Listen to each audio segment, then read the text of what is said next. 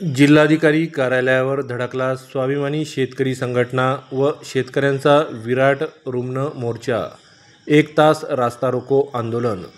शेतकऱ्यांना अतिवृष्टी नुकसान भरपाईपोटी सरसकट 50,000 रुपये अनुदान, पीक विमा नुकसान भरपाई तसेच शेतकऱ्यांचे सरसकट कर्जमाफी यासह विविध मागण्यांसाठी स्वाभिमानी शेतकरी संघटना परभणी यांच्या वतीने जिल्हाधिकारी कार्यालयावर 3 ऑक्टोबर रोजी दुपारी भव्य मोर्चा काढण्यात आला।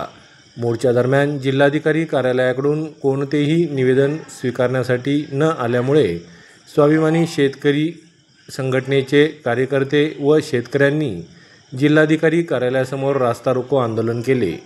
1 तास रास्ता रोको केल्यानंतर तहसीलदार यांनी निवेदन स्वीकारले। त्यानंतर रास्ता रोको मागे घेण्यात आला।